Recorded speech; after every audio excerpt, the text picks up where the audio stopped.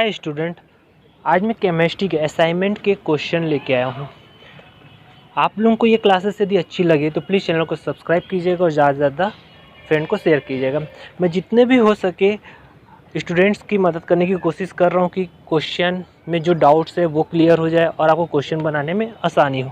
तो इसलिए चलिए आते हैं क्वेश्चन पे कि क्या क्वेश्चन है। पहला क्वेश्चन है, दर निर्धारक पद को समझाइए। और पहले का दूसरा प्रश्न है, ऊर्जा अवरोधक क्या है, चित्र बनाकर समझाइए। तो उत्तर, दर निर्धारक पद कोई रासायनिक अभिक्रिया एक से अधिक पदों में संपन्न होती है। अभिक्रिया की दर का निर्धारण सबसे धीमी गति से होने वाले पद द्वारा होता है, जिसे दर निर्धारक पद कहते हैं, रेट डिटरमाइनिंग स्टेप कहते हैं। तो इसका उदाहरण है N2O5। जब इसका अभिक्रिया होगा तो क्या होगा, N2O4 प्लस ऑक्सीजन रिड्यूस होगा। धीमी क्रिया की दर निर्धारण संभव, अतः प्रथम कोटि का अभिक्रिया होगा तो ऑक्सीजन और O प्लस O ऐड होंगे तो O2 तीव्र क्रिया दर निर्धारण संभव नहीं है।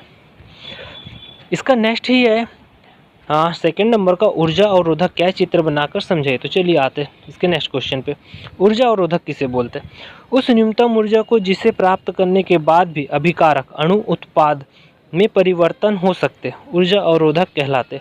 अभिकारी अणु जब तक इस शिखर ऊंचाई संक्रिया ऊर्जा तक नहीं पहुंचता तब तक वे संक्रियित संकुल नहीं बना सकते तथा उत्पाद में परिवर्तन नहीं हो सकते। यह ठीक उसी प्रकार है जैसे किसी पहाड़ी के शिखर पर पहुँचे बिना पहाड़ी के दूसरी ओर नहीं पहुँच सकते। इसका ग्राफ इस प्रकार है, देखिए एक तरफ क्या है, हमारा अभिकारक है, ऊपर ऊर्जा अवरोध, एक तरफ से हम पहाड़ पे चढ़ेंगे दूसरी तरफ आएंगे, नहीं सीधी बात है, अप होंगे एक लेवल तक, फिर वहाँ से फिर से क्या होगा, डाउन होना चालू हो जाएगा। तो इसमें सबसे जो हाई पे रहता है उसे हम दहलीज ऊर्जा बोलते हैं। दहलीज ऊर्जा यानी उससे अधिक ऊर्जा वो जा ही नहीं सकती, उससे क्रॉस वो कर ही नहीं सकते, उससे हम बोलते हैं दहलीज ऊर्जा। और ईजी संक्रियण में ऊर्जा, दहलीज ऊर्जा माइनस ईजी, ये आध अवस्था में ऊर्जा। ये इसका ग्राफी निरूपण है। नेक्स्ट क्वेश्चन आते हैं, इसका मैं स्क्रॉल कर देता हूँ, आप इसका स्क्रीनशॉट ले सकते हैं और इसे लिख सकते हैं। नेक्स्ट क्वेश्चन सेकंड नंबर का क्वेश्चन है, सिद्ध कीजिए कि शून्य कोटि की अभिक्रिया का अर्ध आयुकाल अभिकारक के प्रारंभिक सांद्रण के समानुपाती होता है। इसका उत्तर, शून्य कोटि अभिक्रिया का अर्ध आयुकाल, शून्य कोटि की अभिक्रिया का अर्ध आयुकाल को T½ से व्यक्त करते हैं। यदि अभिकारक की प्रारंभिक सांद्रता A मोल प्रति लीटर हो तो T½ समय में सांद्रता A/2 रह जाएगी। इस मान को समीकरण K0 = x/T में रखते, जहां x की वैल्यू A/T और T का मान T½ रखे, A/2 T½ तो ये T/2 को सिर्फ क्रॉस मल्टीप्लिकेशन कर देंगे तो क्या हो जाए, K0 T½ = A/2।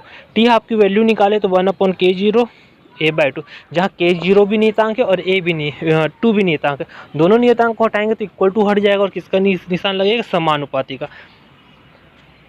तो T½ समानुपाती A या T½ is proportional to A, यथा शून्य कोटि की अभिक्रिया का अर्ध आयुकाल अभिकारक के प्रारंभिक सांद्रता के समानुपाती होता है। ये इसका आंसर होगा। ठीक है, नेक्स्ट क्वेश्चन पे चलते हैं। थर्ड नंबर का क्वेश्चन क्या है, क्या बोल रहे हैं, एक प्रथम कोटि की अभिक्रिया का अर्ध आयुकाल 15 मिनट है। इस अभिक्रिया में 90% अंश पूर्ण होने में लगने वाले समय की गणना कीजिए। तीसरा का ये पहला है, तीसरा का दूसरा है। दूध में खटाई डालने पर वह स्कंदित हो जाता है, क्यों? क्योंकि हम देखते हैं दूध में जब भी खटाई डालते हैं तो पूरा फट जाता है और उसका लेयर बन जाता है कुछ अलग टाइप का, क्यों? तो पहले आंसर पे आते हैं कि प्रथम कोटि की अभिक्रिया का अर्ध आयुकाल 15 मिनट है, तो इस अभिक्रिया का 90% अंश पूर्ण होने पर लगने वाले समय की गणना कीजिए। तो माना कि अभिकारक का प्रारंभिक सांद्रता A = 100 तो x = 90। तो प्रथम कोटि की अभिक्रिया के लिए ये फॉर्मूला है, T = 2.303 K log⁻10 A/A - x। Value को रखे, K का मान हमको पता है, जहाँ पास K का मान नियतांक है 0.693/T½ T½ का मान हमको प्रश्न में दिया हुआ है, कितना मिनट दिया हुआ, 15 मिनट। तो इस वैल्यू को इस फॉर्मूले में रखे तो 2.303 upon 0.693 upon t/2 log 10 a का मान 100 x का मान 90। तो देखिए टी हाफ नीचे है, बटे के बटे में ऊपर चल देगा, तो 2.303 upon 0.693 T half log 100 minus 90, 100 minus 90 जाएगा तो कितना बचेगा, 10 बचेगा। तो 100 अपॉन 10 क्या हो जाएगा, कटेगा तो 10 बचेगा। और लॉग 10 बेस 10 और 10 का मान क्या हो जाएगा, 1। अब यहाँ से पॉइंट देखिए 2.303, यहाँ पे सेम डेसिमल पे पॉइंट है, तो पॉइंट हट जाएगा तो क्या बच जाएगा, 2303 इंटू 15 अपॉन 693। इसको डिवाइड करेंगे और मल्टीप्लिकेशन करेंगे तो वैल्यू आएगा 49.8 मिनट। ये इसका आंसर होगा। ठीक है, ये क्वेश्चन आप लोग लिख सकते हैं। अब आते हैं थर्ड का सेकंड नंबर का क्वेश्चन। क्या है, दूध वसा का जल में पायस होता है जिसे एल्ब्यूमिन तथा केसिन पायसी कारक होता है। जब इसमें खटाई मिलाई जाती है तो पायसी कारक अलग हो जाता है, जिससे उसका स्कंदन हो जाता है और थक्का जम जाता है। इस प्रकार दूध में खटाई डालने पर वह फट जाता है। ये इसका आंसर है। यदि आपको आज की वीडियो अच्छी लगी तो प्लीज़ चैनल को सब्सक्राइब कीजिएगा और ज़्यादा से ज़्यादा फ्रेंड को शेयर कीजिएगा। अधिशोषण समतापी वक्र क्या है, फ्रेंडली अधिशोषण समतापी वक्र को समझाइए। तो इसका उत्तर आते हैं, स्थिर ताप पर अधिशोषण की मात्रा x एवं अधिशोष गैस का दाब p के मध्य संबंध दर्शाने वाले गणितीय व्यंजक को अधिशोषण समतापी कहते हैं।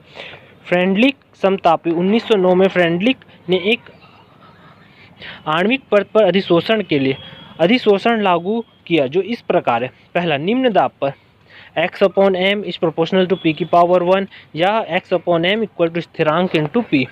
उसी प्रकार उच्च दाब पर भी x upon m is proportional to p की पावर 0 या x upon m equal to स्थिरांक।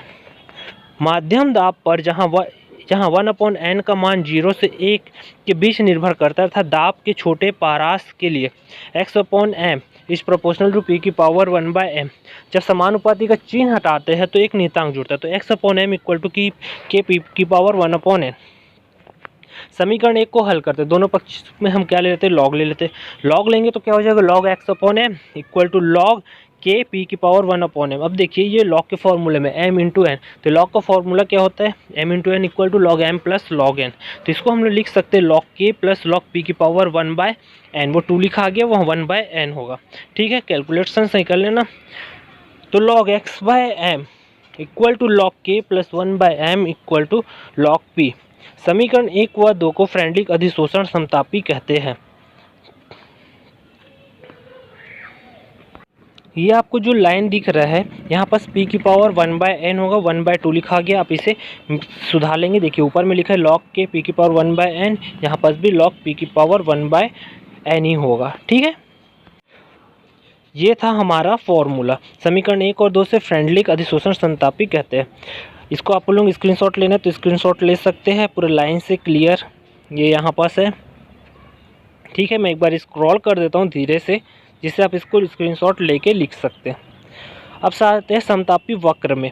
समतापी वक्र log x/m एवं log p के मध्य ग्राफ खींचने पर एक सरल रेखा प्राप्त होती है, जिसे ढाल स्लोप 1 अपॉन n तथा अंतःखंड log k के बराबर होगा। तो ये इसका ग्राफ है। देखिए एक तरफ log x/n है y अक्ष पे, और x अक्ष पे log p है। दोनों कोऑर्डिनेट पर प्रवणता है 1/n। अंतःखंड हो जाएगा log k। फ्रेंडलिक अधिशोषण समतापी वक्र है ये। लास्ट क्वेश्चन है हम लोग का आज का, द्रव स्नेही और द्रव विरोधी कोलाइड में अंतर लिखें। तो मैंने कुछ अंतर लिखा हुआ है, द्रव स्नेही और द्रव विरोधी कोलाइड की तुलना। पहले गुण, द्रव स्नेही कोलाइड और द्रव विद्रोही कोलाइड। विलयन बनाने की विधि, तो विलयन के लिए तुलना करें तो विलय को विलायक में घोलने पर आसानी से ये कोलाइड का विलयन बन जाता है। उसी प्रकार द्रव विरोधी का होगा, ये कोलाइड विलयन कुछ विशेष विधियों के उपयोग से बनता है। श्यानता के आधार पर इसकी श्यानता परीक्षण माध्यम से हमेशा अधिक होती है और इसकी श्यानता माध्यम के समान होती है। प्रकृति के आधार पर यदि तुलना किया जाए दोनों की, तो ये उत्क्रमणीय अभिक्रिया है और ये अनुत्क्रमणीय। स्थायित्व के आधार पर तुलना की जाए तो अधिक स्थायित्व विद्युत अपघट्य की सूक्ष्म मात्रा मिलाने से स्कंद नहीं होता, और इसकी तुलना की जाए स्थायित्व के आधार पर तो कम स्थायी विद्युत अपघट्य की सूक्ष्म मात्रा मिलाने पर स्कंदित हो जाता है। पृष्ठ तनाव के आधार पर इसका पृष्ठ तनाव विलायक से कम होता है। उदाहरण, स्टार्च का जल में विलयन। इसका पृष्ठ तनाव विलायक के समान होता है। उदाहरण धातु सल्फाइड का जल में विलयन। ये हमारे असाइनमेंट के क्वेश्चन हुए। आपको आज की वीडियो कैसे लगी? यदि अच्छी लगी तो प्लीज़ चैनल को सब्सक्राइब कीजिएगा। हम क्लास में भी इसके बारे में पढ़ते रहते हैं, फिजिक्स में और मैथ्स में भी। आप लोगों को जो भी डाउट होगा तो आप उसमें पूछ सकते हैं। तो हम मिलते हैं नेक्स्ट वीडियो में इसी प्रकार के। Okay, thank you, bye.